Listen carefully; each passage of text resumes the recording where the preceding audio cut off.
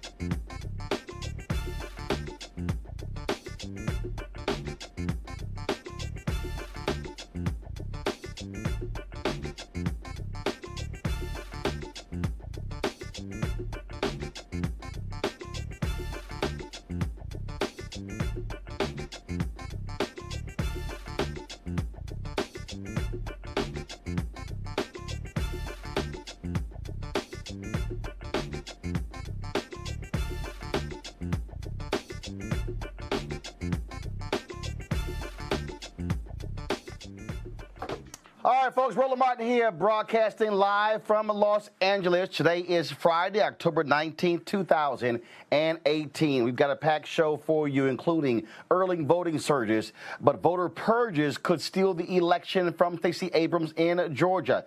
Two major investigative reports on voter suppression came out today. We'll have the journalist Greg Palast, who wrote one of them, right here on Roland Martin Unfiltered.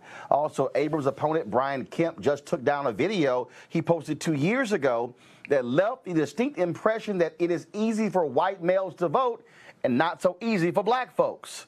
He took it down, but we've got it, and you'll see it. Also, you will also hear an absolutely despicable radio ad running in support of a Republican congressman in Arkansas. Worst of all, it was produced and paid for by a political action committee run by an African-American man. Trust me, you will find it grossly offensive. The Russians, they continue to try to impact our elections using race to divide Americans before the midterms. A Russia expert, a black Russian expert, is here to tell us how to avoid falling into their traps. And again, Donald Trump has done nothing to stop Russian interference. And on the other side of the fence, we'll talk to the woman who co-founded a political action committee to support black women running for office. We'll talk to her live. Also, President Barack Obama is out with a new video breaking down the excuses people have for voting. Y'all know also I was in Memphis for the National Civil Rights Museum Freedom Award ceremony. Reverend Jesse Jackson Sr. was an honoree and will have some of his great acceptance speech. Plus, the author of the book, Race News, Black Journalists and the Fight for Racial Justice in the 20th Century, is here as part of our series on how the black press impacted civil rights. Folks, it's time to bring the funk on Roland Martin Unfiltered. Live from L.A., let's go. He's got it. Whatever the miss, he's on it. Whatever it is, he's got the scoop, the fact, the find. And when it breaks, he's right on time and it's rolling. Best believe he's knowing. Putting it down from sports to news to politics. With entertainment just for kicks, he's rolling. It's on go, roll, y'all.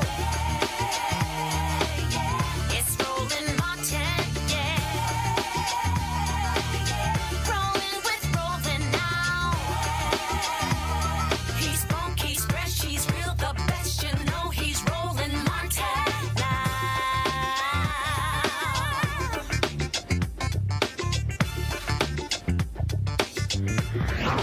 Martin.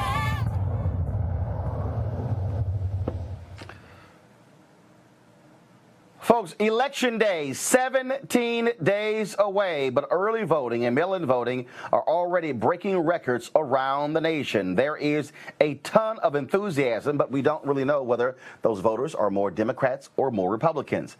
The New York Times reports that Democrats have eliminated the turnout deficit that hobbled them during the Obama era, but the surge is centered in white suburban districts. Now, let's keep in mind, 53% of white women voted for Donald Trump in 2016. White college-educated voters also voted for Donald Trump, but polling data shows he has been losing white college-educated voters and white women anywhere from 18 to 30%.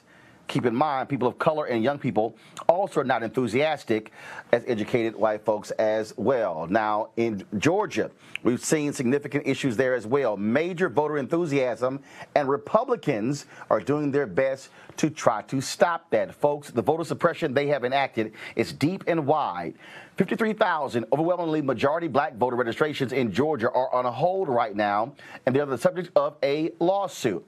But an investigation by American Public Media, APM, found that Georgia and some other states are purging voters from the rolls for not voting. In Georgia, the number is about 107,000. Here's what the report said, quote, "There's indication that purges have disproportionately affected minority voters in some places. Analyzing all the Georgians purged in 2017, APM reports found that in 6 of every 10 counties across Georgia, black voters were canceled at a higher rate than their white peers for inactivity. And in more than a quarter of those counties, black voters were removed at a rate 1.25 times higher than their white peers." Now remember, in Georgia, Stacey Abrams' opponent is the Secretary of State, Brian Kemp, the man that controls the voting rolls. He also, of course, did not recuse himself or resign. Now, previous folks who ran for governor, who was Secretary of State, they did so, but he chose not to do so. Now remember, the U.S. Justice Department used to make sure stuff like this didn't happen, but when the Supreme Court voided Section 4 of the Voting Rights Act in Shelby v. Holder, that threw the door open for these southern states to do whatever they wanted without any DOJ intervention. Now, you have civil rights organizations who are filing lawsuits against these various states to stop them from doing so. But here's where the Supreme Court comes in as well. And this is where, by the Republicans preventing Merrick Garland from getting a hearing and a vote, helped them. In the Ohio case, a white man from Ohio sued the state because he was purged from the voting rolls. He was combating an Ohio law that allowed them to do so. What do you think happened? That case went to the Supreme Court, and a 5-4 ruling, the Supreme Court, the Republican conservative Supreme Court, allowed voting purging to take place. As a result, states all across the country followed Ohio's lead, and they've been purging people who have been inactive for 1 or more election cycles. Here's some more of the American Public Media report. Quote, "Of the most common voter suppression tactics studied this year by the U.S. Commission on Civil Rights, a federal agency, voter ID laws, proof of citizenship requirements, purges, cuts in early voting, and polling place enclosures, Georgia is the only state once under federal oversight to have adopted all 5. But that's not the only investigative report and lawsuit today in Georgia. The man behind the report and the lawsuit is Greg Palast, an investigative journalist. He joins us right now. Greg, what we are seeing here, and we've talked about this, and I've covered this for years as a journalist. This is clear and precise efforts by Republicans to try to keep as many people as possible, shave them off the voting rolls in order for them to be able to compete with the surge of black voters, Latino voters, and young voters.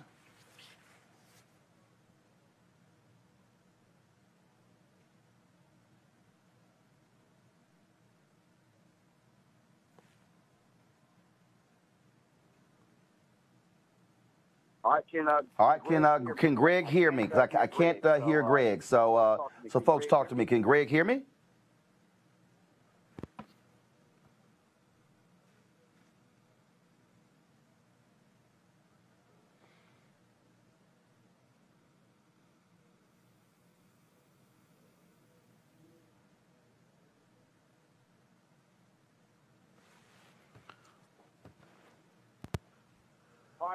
All right, folks, for some reason, we can't hear Greg Palast, so hold tight 1 second. We're going to come back to Greg once we figure out Greg's audio issues. We can see Greg, but we cannot hear Greg. All right, folks, now, Brian Kemp, of course, who is the Secretary of State there in Georgia. Give me 1 second. See Greg. Secretary of State in Georgia, folks, he is the one who is behind these efforts. Now, check this out. He released a PSA 2 years ago about voter ID. We want you to watch this video. I want you to see who can vote in his video and who cannot vote. Press play. At a designated advanced voting location, the process is exactly the same as voting in person on Election Day. You will complete and sign a voter certificate, provide an acceptable form of photo identification, and then vote on an electronic voting machine. If you don't have an acceptable form of photo identification when you're at the polling location, both on Election Day and during advanced voting, you can vote a provisional ballot. If you vote a provisional ballot, you have 3 days after Election Day to return to your county elections office to show your photo identification for your ballot to be accepted and counted. If you don't return, your ballot will be rejected and it will not count. Please note that all election-related forms and materials, including ballots, are available in English only. For more information, please visit our website at sos.ga.gov/elections or call us at 404-656-2871 if you have any questions. This is a public service of Georgia Secretary of State Brian P. Kemp.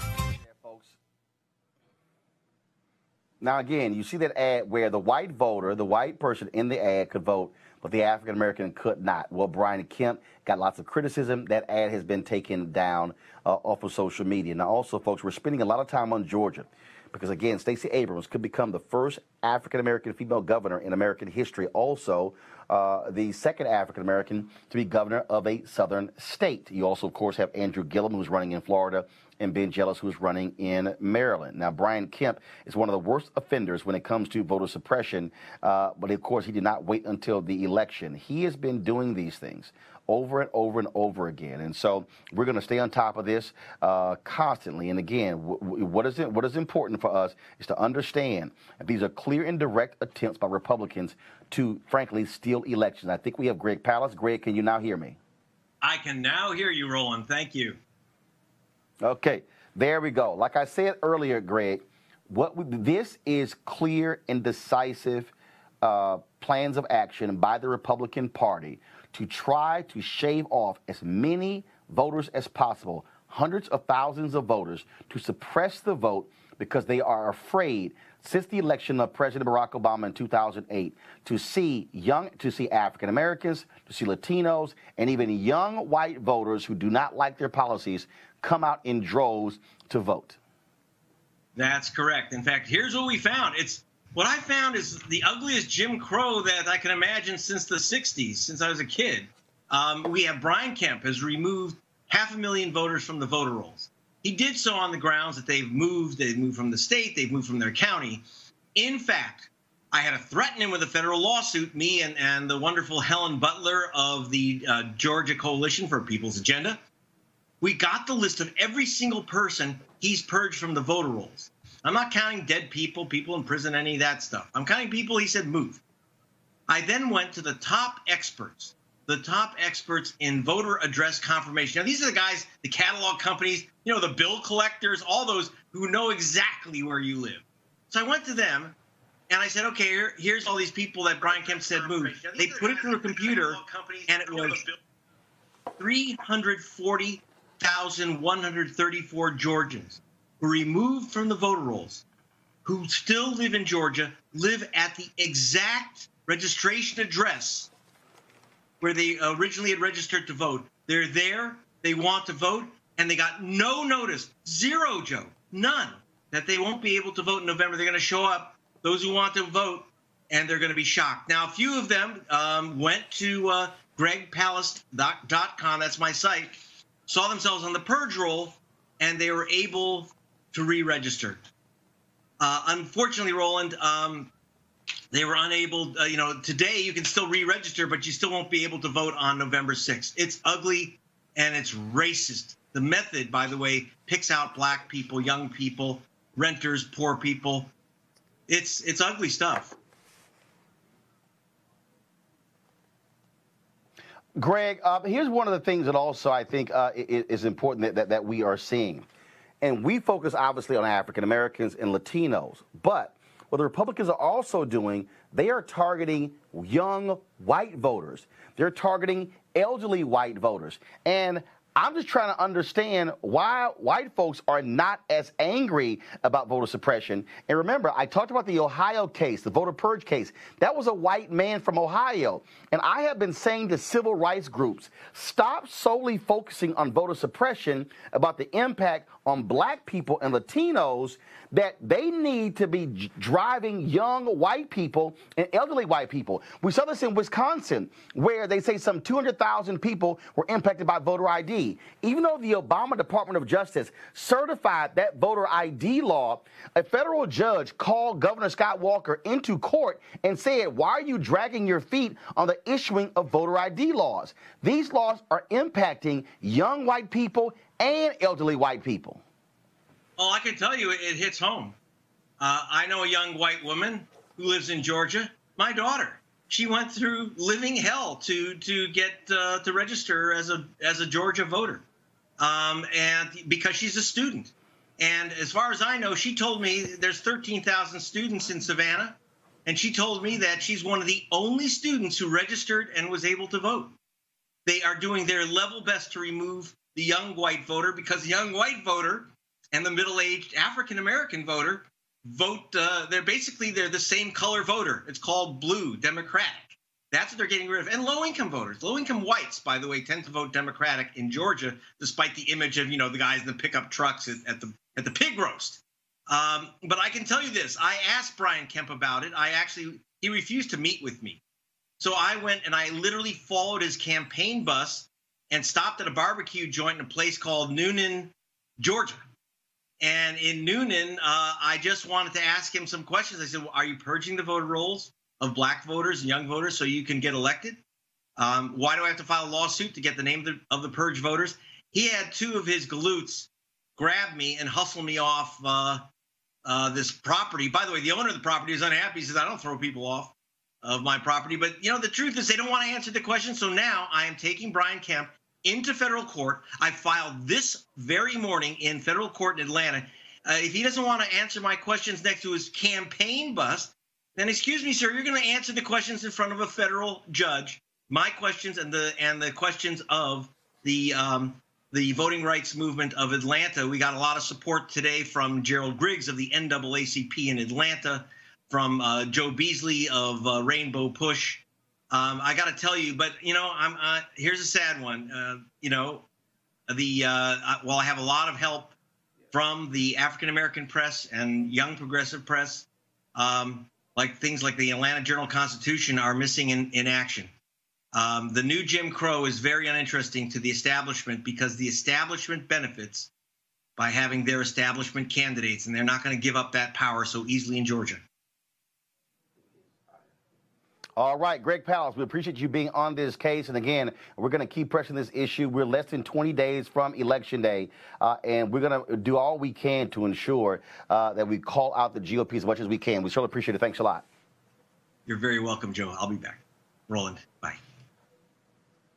All right, then again, folks, as we said, if there's a problem, you have to go when it comes to voting. You have to go see the county registrar. So today, the lawyers fighting the 53,000 registrations in Georgia on hold filed another motion to allow people to prove their citizenship right at the polling place. Now, because otherwise they would have to travel to a county office and then go back to the polling place to vote.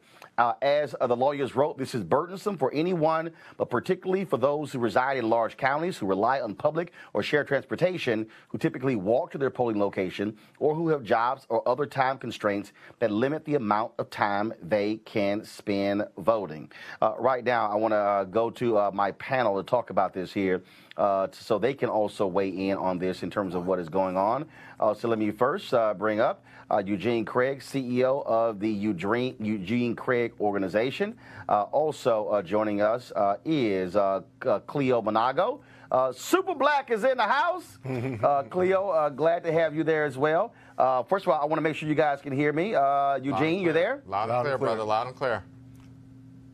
We hear All right, Cleo, you there as well? Yes, I hear you. Dr. Cleo Monago can hear you. Okay, so say it again. I said Dr. Cleo Monago can hear you. All right, there we go, Super Black. And we also have, of course, Brandon Cooper with Prince George's County Republican Party. I'm going to go to you first, Eugene. The thing here again, when we talk about Republican and voter suppression, it's amazing to me how I hear people go, oh, no, this is a voter suppression. When you see the purging, when you see what is happening in terms of on Monday, when you had a county official, when Black Votes Matter, they were going to take 30 senior citizens to the polling place, and some county official called the Senior Citizen Center and said, get them off of the bus because they said, oh, we're concerned with a third party taking them. A third party can drive people to the polls. Absolutely, absolutely. I mean, you know, the voter suppression tactics and operation are in full swing in Georgia and multiple other states. You know, to have 500,000, you know, voters, largely African American, purged from the voting rolls for no other reason, for literally no reason. I mean, it's been proven that, you know, quote unquote voter fraud largely is non-existent at every level. But you know what's going on in Georgia with these voter suppression tactics are absolutely despicable. They're racist. You know, they shouldn't be taking place. At every level. But they're also old. And what I mean by that is that, with the exception of you, Roland, I don't hear about voter repression throughout the year. And I hear about it more around voting time than I hear previously. And this is something that's been happening on record since before 1946. So my concern, as you've heard me say many times, and hopefully people in position to do something about this hear this, is that why do we wait till before an election to talk about a cliche that we can almost predict is going to occur, particularly in the age of Trump, but preceding the age of Trump? My concern is our lack of anticipation regarding these norms of racist barriers to democracy. It's not new. It's been around a while. We should be prepared and be deflecting it before we get right before the vote. Yeah, you know, me and you go back and forth, Roland, about certain tactics that we may disagree on, but I think clearly the purging of voters who are infrequently voting, to me, that's distasteful and, you know, targeting, as you pointed out, not just minorities, but also white voters who tend not to vote for the party that's doing it. So I think this is definitely a broader issue, an issue that's been going on, as Cleo mentioned, for a long time, and it's something that is impacting all communities across this country. And so I hate the politicization of the issue, and that's where me and you sometimes disagree. As Cleo was pointing out, I hate the fact that sometimes we get lost in minutia because parties on both sides take it to the hyper-partisan level and make it a political issue. Voting rights should be apolitical, whether you're Republican or Democrat, black or white. The access to the vote is the foundation of our democracy. And so I definitely agree that we need to be fighting these barriers, no matter who is behind them, to make sure that the right to vote is accessible to all Americans. But the issue is this. The issue is this. When it comes to voter suppression, it's largely one side taking part in it. I mean, you aren't hearing, Republicans in Philly or Houston or New York talking about they're being purged from the voting rolls. But what you do see is you see, black folk and young white folk and college kids and, older, white people that don't necessarily vote Democrat. They're seeing themselves systematically purged from the voting rolls. You're seeing national commissions set up to purge people from the voting rolls. I mean, I'm of the belief of that, hey, even as a Republican, you fight for every vote. I don't need you to deny people their constitutionally protected right to vote in order to win an election. And that's what's happening. I mean, it's a partisan issue because one side is overwhelmingly involved in the impact of it. It is a partisan issue. And earlier, Roland, you mentioned that women who voted 53% for Trump and young whites were backing off from Trump based on a poll. I think we should be concerned about these polls because there were polls back before Trump became president that predicted that Hillary was going to win, and these polls can be very incorrect. I don't trust these polls, and I really don't trust in terms of what white people say in public and what they do in private. Sometimes they say one thing and do another to save faces so they won't look like they're racist. So I'm concerned about us taking these polls too seriously. And I agree, Eugene, that the voter suppression, I don't like that term in particular because it lumps everything together. You don't get into the minutia of each one. But the voter suppression tactics you talked about definitely are limited to one party. But voter disenfranchisement, I do not think is limited to one party. And you look at here in Maryland, we talk about that a lot. But the NAACP back in 2010 came out with complaints against the Democrat-controlled legislator in Maryland for chopping up black communities in order to, again, get favorable districts for Democrats. And so I think the issue of voter disenfranchisement is definitely visible on both sides of the aisle. Brandon? Yes, sir. Yes. Brandon, there's a distinct difference. Brandon, there's a difference. There's a difference between gerrymandering and voter suppression. Gerrymandering is a fundamental problem in this country. Right. The Supreme Court recently, in the case they had in Wisconsin, they booted it back to the lower court, and they never really decided it. The issue that we're talking about here is, again, when you have all these tactics being used to shave people off the polls. And Eugene, I got to ask you, and I've been saying this now for 2 or 3 years. When are we going to see a group of black Republicans stand up and say, damn it, Republican Party, stop suppressing people's voting rights, especially African Americans? I'll give you a very candid answer. You may see a small select group emerge to do something like that. There are some discussions taking place, but you probably won't see a larger group, especially among the super MAGA folk. I personally, the super Make America Great Again folk, the super MAGA folk, the folk that run around the red hat, as if it's, their Superman cape. But I can tell you personally, and if you want a record of it, I can give you a record of it. I've asked, I'm in part of a group of about 60, 70 black Republicans, and I said it straight up. I said, listen, when are we going to take a stance against this? Anybody down for oppressor? I had one person respond. The Katrina Pearsons were silent. The Lynn Pattons were silent.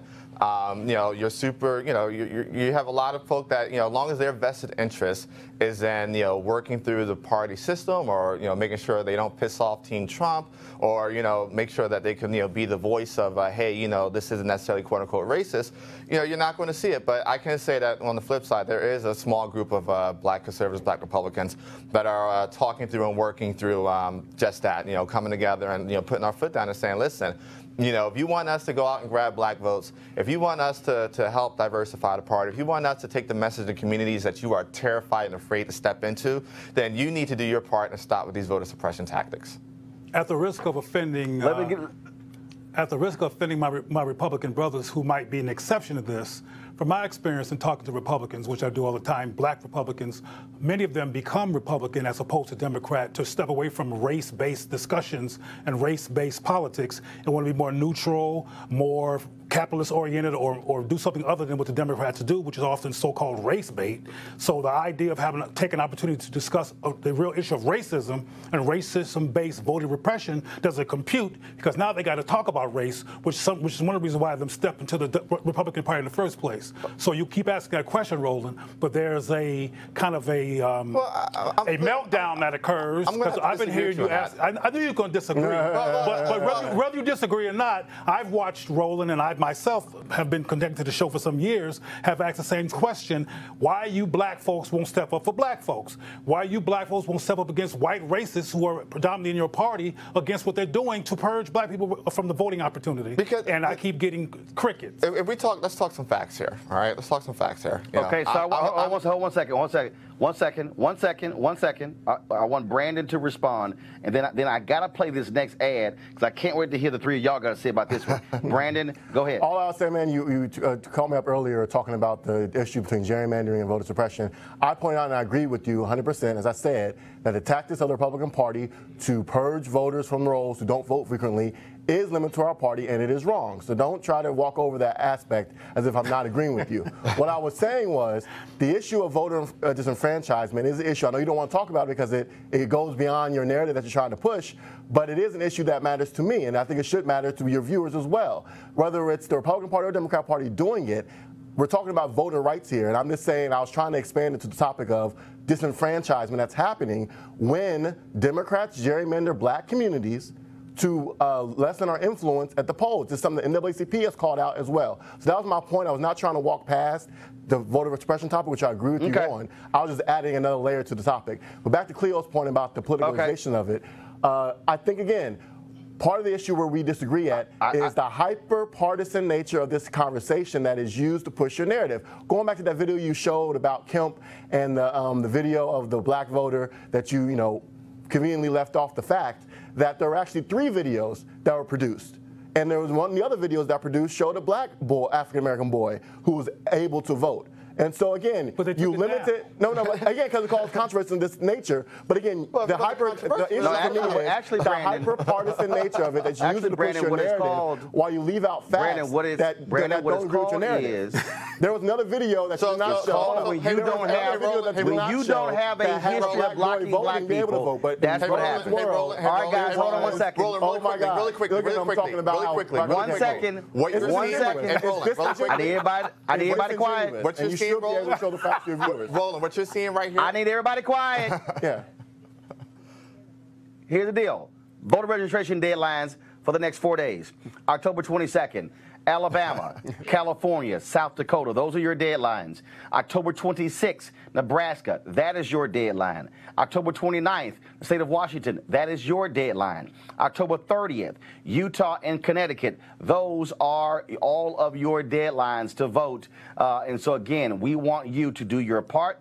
To get out there and vote and deal with that. And so we want to make sure, again, that you are dealing with that. I got to do this here, folks. And so someone from Arkansas sent me this radio ad, which is running on black radio stations in Arkansas in support of Republican Congressman French Hill. I'm going to play it, and I can't wait to have our panelists react. Folks, brace yourself for this actual ad being put out by a black Republican group. What do you think about what's happening in Washington? Our Congressman French Hill and the Republicans know that it's dangerous to change the presumption of innocence to a presumption of guilt, especially for black men. If the Democrats can do that to a white justice of the Supreme Court with no evidence, no corroboration, and all of her witnesses, including her best friend, say it didn't happen, what will happen to our husbands, our fathers, or our sons when a white girl lies on them? Girl, white Democrats will be lynching black folk again. Honey, I've always told my son, don't be messing around with that. If you get caught, she will cry rape.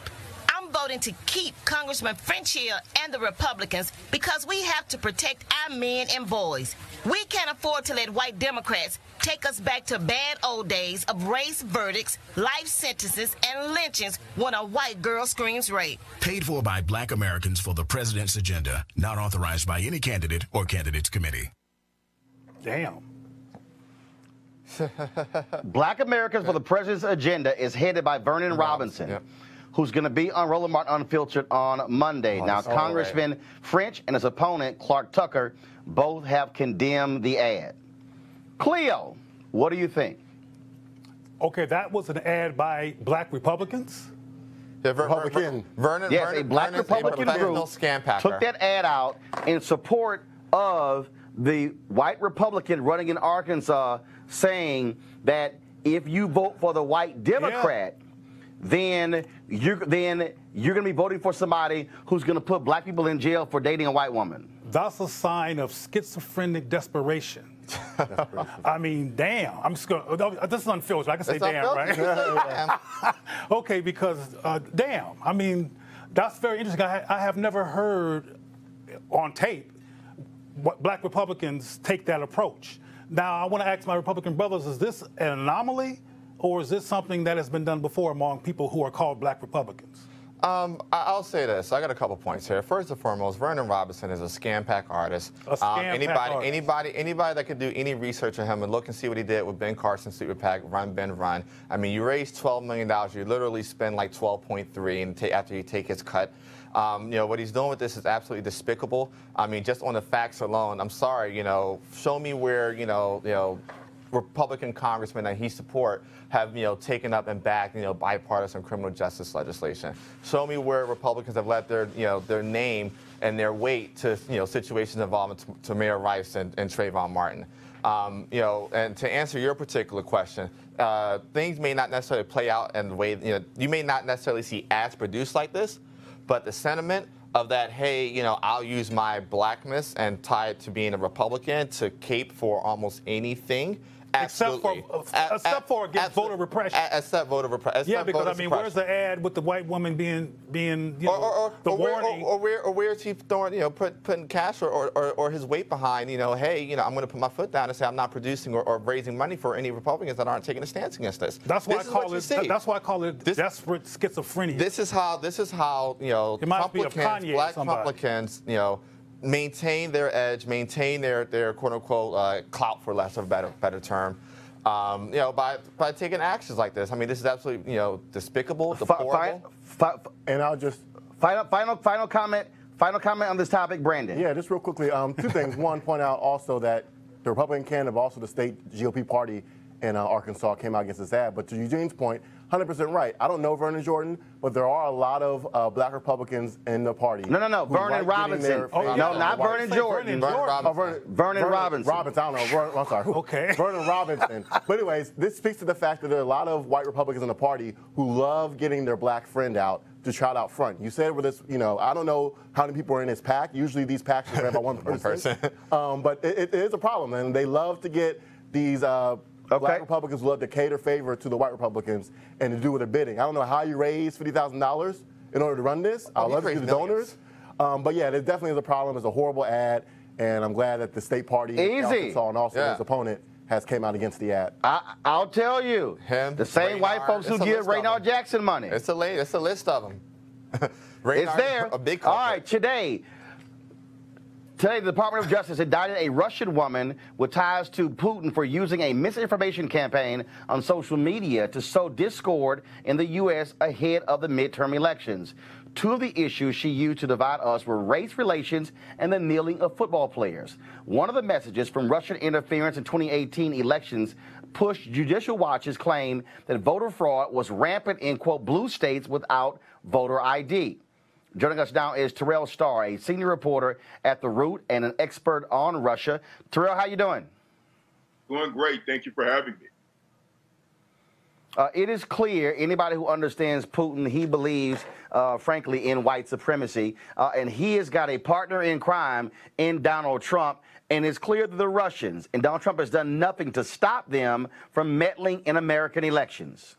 Right, absolutely. And one thing that we have to consider in all of this is that on the American side, what has the White House done to educate the public about disinformation campaigns? In fact, Mr. Trump, he consistently, for a long time, has denied Russian interference at all. Then he kind of stutters steps and says, well, yeah, maybe they did. Ultimately, and I've reported on this throughout the year, is that the American election system, whether it be cybersecurity with our critical infrastructure or through disinformation campaigns, our American states are very much unprepared for it. And particularly through media, if you noticed, if you read some of the reports on this recent indictment, it's on these recent charges, is that a lot of the American media have been using these Russian bots, Twitter accounts, and inserting them into stories.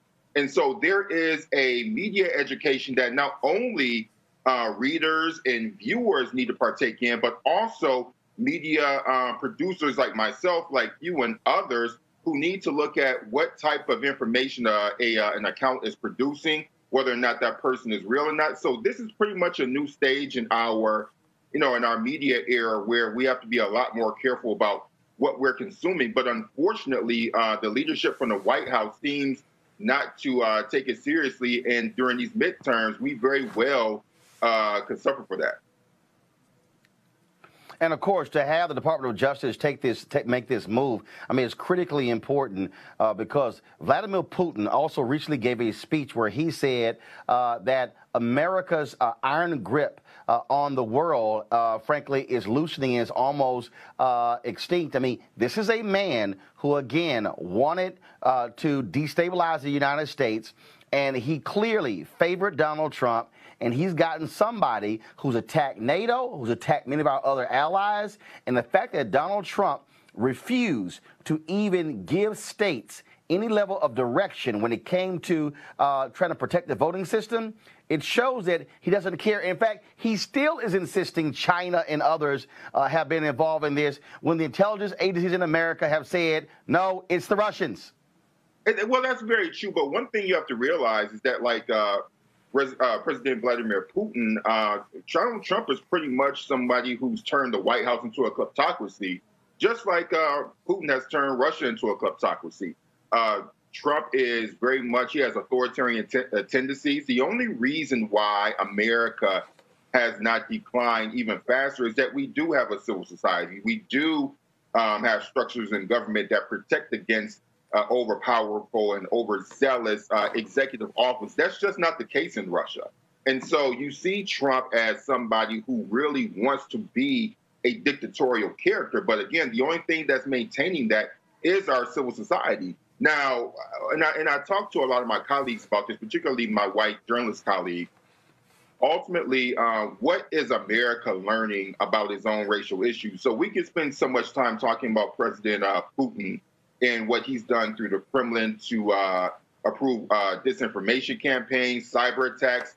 But ultimately, what about the racial issues that are going on here? Because ultimately, all that's doing is stoking up and really taking advantage of issues that took place long before Russia became involved. And so that's the wider conversation that we must have. And I think the number one culprit in not really leading the conversation on this has been mainstream media. And so you can point to Russia, you can point to the Kremlin, or wherever entity in Russia you choose.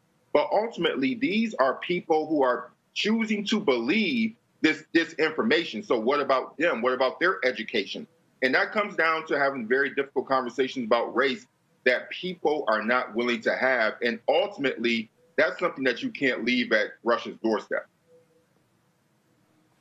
All right, Terrell Starr, I appreciate it. And one reason I wanted to have you on, because it's important for us to show that there are black people who are experts in Russia beyond Condoleezza Rice. And I know you're working on a book on that, so we appreciate it, brother. Oh, thank you very much. All right, thanks a bunch. Folks, we talked about the importance of black women when it comes to getting the vote out, but what about electing black women? There's a political action committee called Higher Heights Political Action Committee that is doing that, focusing on black women governing. Their focus to educate, train, and elect the next generation of black female politicians. Joining me right now is the co-founder of Higher Heights, Kimberly Peeler Allen. Kimberly, how you doing? I'm well. How are you? Great to have you. We're seeing Ayanna Pressley, of course, who is running for Congress from Massachusetts. We're seeing, look, you've got a sister who is a former Teacher of the Year in Connecticut who is running. You've got a black woman, of course, who's in Congress now from Delaware. And we are seeing black women step up in so many different places across the country. But one of the issues they have is the lack of funding and the resources and support to help them run for office. Absolutely. The barriers for black women to step into elected leadership are unfortunately very great, but we're seeing at this time this unprecedented number of black women running at the statewide, the federal, and the local level. And in this climate, the electorate is ready for Black women's leadership. So we're really excited about the opportunity to elect, hopefully, the first Black woman elected governor in our nation's history in Georgia, as well as growing the number of Black women in Congress from 20 to hopefully 26 to 28. How much money has your PAC raised, and what are your long-term goals? Are you only looking at women who are running on the congressional side or the United States Senate, or are you looking at statewide as well as county, city, local races as well? So Higher Heights for America PAC is supported by the members of Higher Heights for America, and we are really focused on not just contributing directly to our candidates, but also mobilizing Black women across the country and our allies to support these candidates. So whether it is making sure that we have a robust volunteer operation going into all of these campaigns, or that they are hosting their own fundraisers and supporting events and supporting the campaigns, and as well as talking about their campaigns on social media. So we are focused right now on candidates at the federal level, as well as statewide executive office, and the mayors of the top 100 cities. So last year, we were very focused on making sure 2017 was the year of the Black woman mayor, and we went from 4 Black women mayors to now 7, which is a record high, serving simultaneously. And we're just really excited about the opportunity to really mobilize Black women, not just to give the financial contributions, though that is critically important, but also spread the word and mobilize a network that will actually also do the work to make sure that these women have what they need, both in person power and finances, to effectively run, win, and lead. All right, then. We're Kimberly Peeler-Allen. First of all, how can somebody reach you if they want to support Higher Heights Political Action Committee? You can find us on the web at higherheightsforamericapac.org. On social media, we are at Higher Height PAC on Twitter and on Facebook. All right. Kimberly Peeler-Allen, we appreciate it. Thanks so much. Thank you. All right, folks. On Wednesday, I was in Memphis, of course, for the 27th Annual Freedom Award presented by the National Civil Rights Museum. This weekend, Roland Martin Unfiltered, we are going to be live streaming, restreaming that award ceremony. Among the 3 honorees were Reverend Jesse Jackson Sr. and Vice President Joe Biden. This is what Reverend Jesse Jackson Sr. Had to say during his acceptance speech before the packed audience at the Memphis Orpheum Theater. We're here tonight not because Dr. King died, because he lived.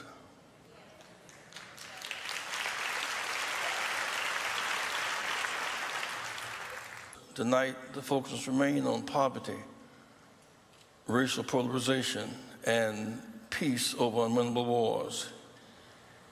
You focus on early voting. What would he be doing tonight? What would he be doing tonight? He would be focused on early voting, which began in Tennessee today. He'd be celebrating the light that came to Shelby County in the last election. If in fact, if this room were pitch dark and there were no lights, one candle would challenge all the darkness. The power of light. A lot of darkness coming out of Washington these days, a lot of darkness. Attacking the women, then mimicking them, darkness. Attacking journalists, saying they're a threat to democracy. Sending them up to be hurt and killed, darkness. Babies locked up in cages on borders as a strategy to turn immigration, darkness. Attacking our neighbors, the north and Canada, the south and Mexico, Germany and Britain, darkness. Attacking NATO, giving a comfort zone to Putin, darkness. And yet, when it's darkest, you see the stars more clearly. It's dark, but there's O'Rourke in Texas. There's a light coming out of Texas.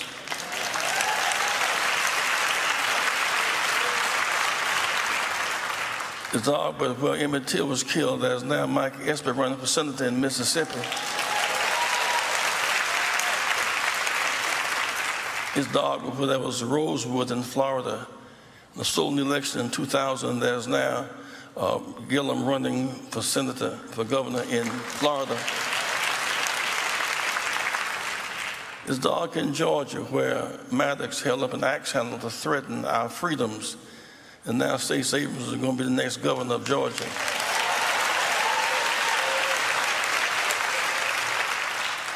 Dog in Maryland, where President Douglas escaped to, but Ben Jealous is running for governor and leading the polls. Give it up for Ben. Memphis has never gotten its fair deal in this analysis of this season. Memphis is the capital of the Delta. And while we as Christians appreciate the role of Bethlehem, our redemption comes from Calvary. The resurrection does not take place far from the crucifixion. Atlanta is not the king's Bethlehem, but Memphis is his Calvary.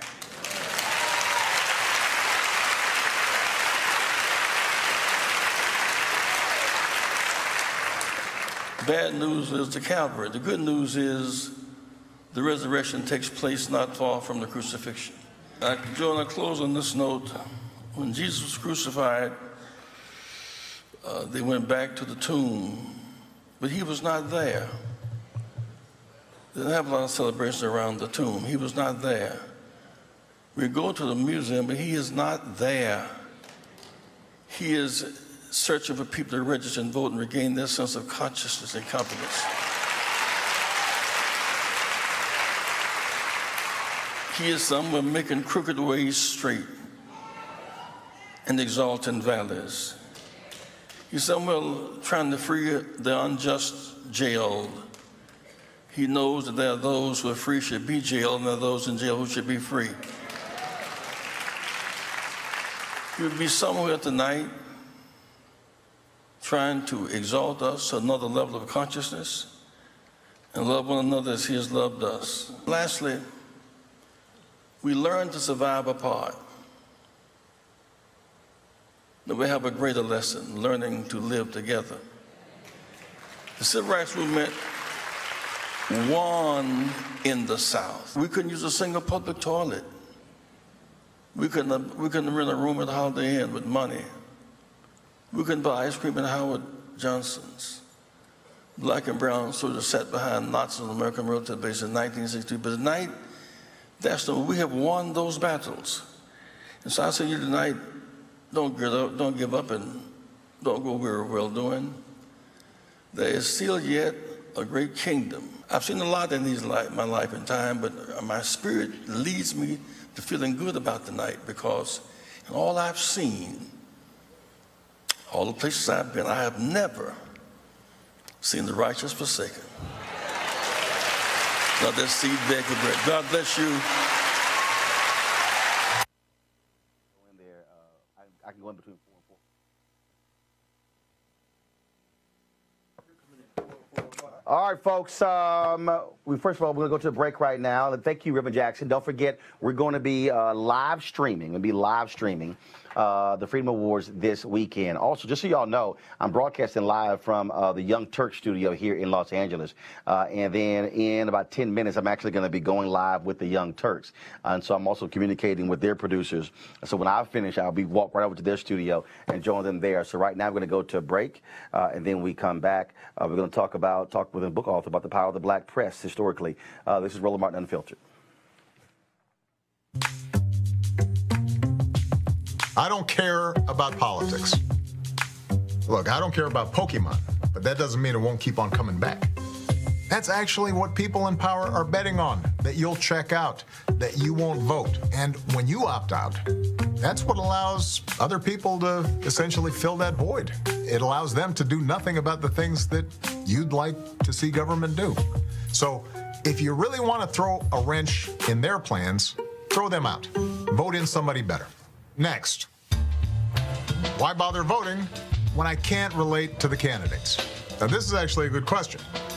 For way too long, politicians haven't been representative of America as a whole. But that's changing this year. More women are running for office than ever before. More LGBT candidates are running for office. First-time candidates, young veterans of Iraq and Afghanistan, young leaders from across the political spectrum. So this year, more than any other year, you have the chance to change the face of politics so that it looks more like your own. You remember those hearings where members of Congress were asking Mark Zuckerberg questions like they'd never used the internet before? That's because they haven't. Here's your chance to vote for people who actually know what the internet is.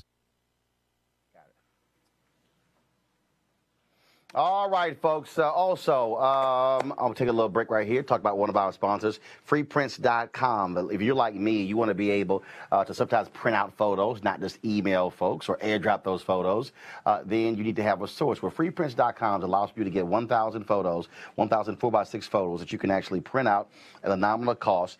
They'll be shipped directly to you. You can print not just from your phone, but also from Instagram, Facebook, or even Twitter as well. It is the top app out there, some 100,000 5-star ratings. If you go to Google Play or go to iTunes, you can actually download their app, freeprints.com. But do me a favor, when they ask what you hear about them, what's the promo code? Put in the name Roland, R-O-L-A-N-D, so they know that our followers, our viewers, are the ones where they actually saw this. And so we would certainly appreciate you do that. And so support those who are supporting us. So I want you to support freeprints.com. All right, folks, as you know, I'm very much about black media and the importance of black media. And there's a new book out that talks about how critically important black media is, even in this time right now, in terms of we're looking at the election. Cleo made the point early in terms of not hearing as much about voter suppression on other networks as you're hearing right here on Roland Martin Unfiltered. That's the case with the Tom Joyner Morning Show. That was the case when I had my TV One show. None of those things have changed because we understand how critically important these issues are compared to mainstream media. And so as a result, we want to talk about that. And so here's my next guest. And first of all, it's a great book. And I want you guys, his name is, of course, Fred Carroll. His name is Fred Carroll. And so the book is called Race News, Black Journalists and the Fight for Racial Justice in the 20th Century. Fred, glad to have you here. Well, thank you, Roland. I appreciate you asking me to be on. Bottom line is this here. When you look at the 20th century, it hasn't changed in the 21st century, that the people who care most about black people are those who are black journalists who are getting those stories told. Yeah, I think that's true, and that if you look at, and I think that this all goes back to the doctrine of objectivity, right? Objectivity defaults to the status quo, and so by defaulting to the status quo, that means that any group that is marginalized in society is going to struggle to have their voices heard, even as the mainstream press has shifted from being an exclusively white press to being a more inclusive press. And Fred, when you talk about in terms of the roles there, we're even seeing it today among black journalists that the issues that we know are critically important to our people, we know how to talk about them. In fact, the other day, the folks with the Common Good, they actually have a political panel taking place at Hunter College next week. And Hunter College is 65% people of color. The political panel discussing the 2018 midterm elections is all white. A perfect example of leaving out critically important voices. Yes, right. Well, the problem, so with the doctrine of objectivity, right, is that there's no reform impulse there. And so my book, looks at black journalism across the 20th century. And one of the things that I look at is how the commercial black press, and here we're talking like the Pittsburgh Courier, the New York Amsterdam News, Chicago Defender, Baltimore Afro-American, those types of newspapers, what they do after World War II, as the Cold War's taken shape and as anti-communism is growing as a movement, they distance themselves from the radical impulse that had actually, I think, enlivened their journalism in between the two world wars. And once they remove this sort of radical impulse with very good pragmatic reasons, right? They're trying to protect their businesses. But what they do is they sort of rob their journalism of a sense of mission, of a sense of posing an alternative to a racist status quo.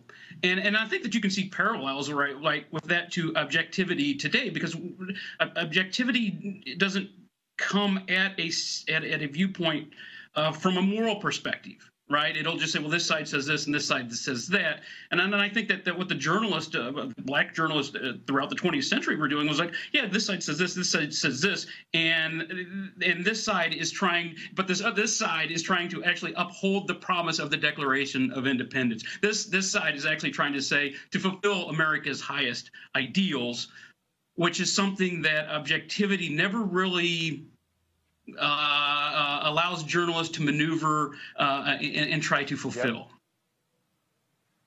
All right, then. The book is called Race News, Black Journalists in the Fight for Racial Equality, Racial Justice in the 20th Century by Fred Carroll. Fred, we certainly appreciate it, man. Thanks a lot.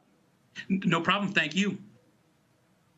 All right, folks, we got about 3 minutes left in our show. I want to go to my panel. We talked about higher heights, trying to get black women to run for office. Reverend Jackson's comments with the Freedom Award, of course, that book as well. All right, Eugene, you can start. You can address any one of those. Go. Yeah, I think higher heights is absolutely needed. Going from 2018, 2020, 22 and beyond, when you empower black women to run for office and put them in power, you see communities change overnight. I just want to mention, Cleo Monago. Yeah, I want to mention that I'm glad that you uplift Jesse Jackson, because a lot of people forget him among the young people, so maybe they'll remember him because of your efforts. But what he said about Ben Jealous in Maryland is not true. Ben Jealous only has like 20% of the vote according to polls. Also, one of the questions that came through my mind during the segment on black women being more involved in politics and getting these positions is I want to have a conversation maybe another day about what difference is this making on the ground in terms of things improving for black people, that black people get into these traditional positions of politics. That's a discussion that we don't have time for, but that's what crosses my mind, is what difference does it make? And I know that when Obama was president, when it came to knowledge and beliefs and attitudes among black people, didn't a lot of things change regarding them feeling more empowered politically? Matter of fact, as you know, when it was time to go to the polls to vote, a lot of people still didn't turn out. So I'm just wondering, what difference does it make beyond symbology? Yeah, and just piggyback on that, I know you mentioned, we always talk about how black women are the most loyal demographic for the Democrat Party. And I know we used to have Dr. Avis Weaver on the panel with me sometimes talking about the issues she's having. But kind of to Cleo's point, it'd be interesting to find out, is that a record amount of mayors, a record amount of elected black women rising, particularly in the Democrat Party? How is that translating to influence in the party in that nature? And also back to Jesse Jackson, we may disagree on some political issues, but I have to agree that he's been a fighter for our community and putting what's right first. And I just want to echo his points that Ben Jealous is not up in Maryland as a member of the Maryland Republican Party. He's down by about 20 points and doesn't look good coming out of the election in about 3 weeks. All right, folks, let me thank all of you for being with us and all of our guests today. Folks, don't forget, you can support RolandMartinUnfiltered.com, this show by going to RolandMartinUnfiltered.com and joining our Bring the Funk fan club. We certainly appreciate that.